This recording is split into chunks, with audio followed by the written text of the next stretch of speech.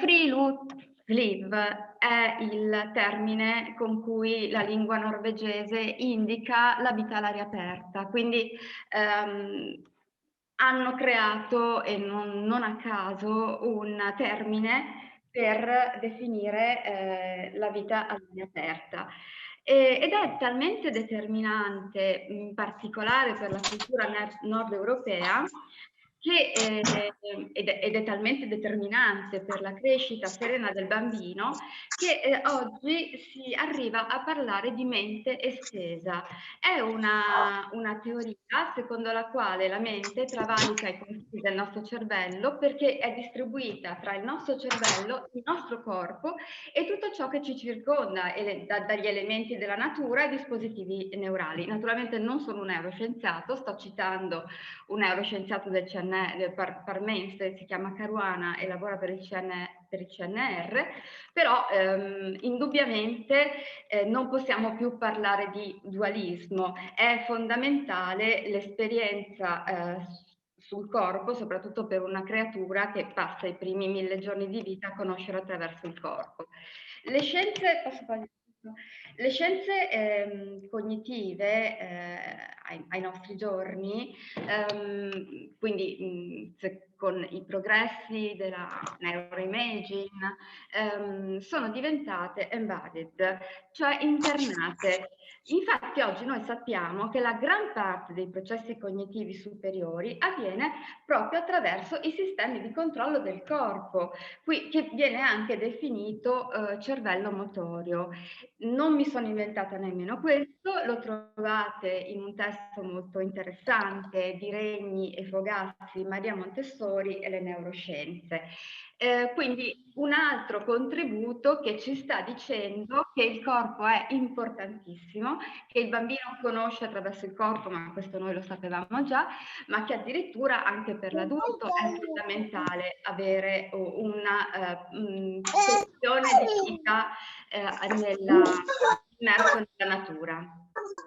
Parliamo dunque di learning landscape, perché lo spazio esterno, lo spazio della natura, che può andare oltre il giardino del nido, oltre il giardino della scuola, deve offrire delle occasioni continue di scoperta e nello stesso tempo deve custodire dei piccoli segreti. La mano del bambino tocca ciò che vede, lo comunica alla mente e la mente ne scopre il segreto.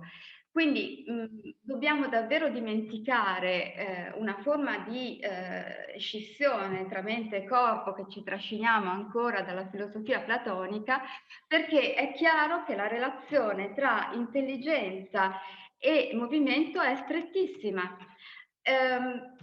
Ciò nonostante fatichiamo a rendercene conto. Ho trovato una foto della pianura padana in inverno, non abbiamo grandi nevicate e ci accontentiamo di quello che arriva. Però cosa succede? Oggi nevica, non usciamo perché fa freddo, poi i bambini si bagnano, poi le educatrici si preoccupano, i bambini prendono raffreddori, i genitori si arrabbiano, forse è meglio non uscire. Allora cosa facciamo? Facciamo un bel laboratorio di cotone su cartoncino nero per riprodurre la neve. Rimane indubbiamente un'esperienza tattile, rimane indubbiamente un'esperienza di coordinamento oculo-manuale, ma di conoscenza forse anche del colore, però è davvero sminuente. È molto in coerenza con quello che magari era il laboratorio dell'autunno. Queste due immagini che, devo essere sincera, non ricordo nemmeno da dove ho preso, sono due laboratori sensoriali sull'autunno. E questo sembra davvero cancellare quell'affondo neuroscientifico che ho cercato di fare poc'anzi. C'è un libro che io amo particolarmente e che è credo una delle ultime pubblicazioni della dottoressa Malavasi, si intitola Fuori mi annoio.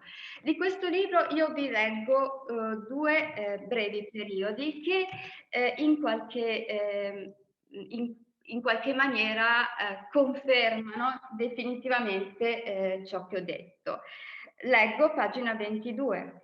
Per uscire dall'idea che la scuola seria, quella dalle competenze, quella in cui si imparano cose importanti per diventare vincenti da grandi, sia quella che si svolge all'interno, nelle sezioni, nelle aule, nei luoghi dentro, mentre tutto ciò che si dipana e che si svolge fuori viene relegato al livello di distrazione, decompressione, li mandiamo fuori così si sfogano un po', divertimento, svago, nonostante ci diciamo da secoli che il gioco rappresenta una delle esperienze più colte per l'uomo, continuiamo a rinforzare l'idea che tutto ciò che ha a che fare con la dimensione ludica non sia serio, colto, di spessore. E mi approprio di un altro periodo della dottoressa di pagina 15, bisogna forse essere anche adulti leggermente presuntuosi per pensare che qualsiasi tipo di proposta ed attività possa essere talmente completa da poter fare a meno dell'ambiente esterno, che l'intervento e il contributo dell'adulto, insegnante o educatore sia talmente tanto completo, ricco e affascinante,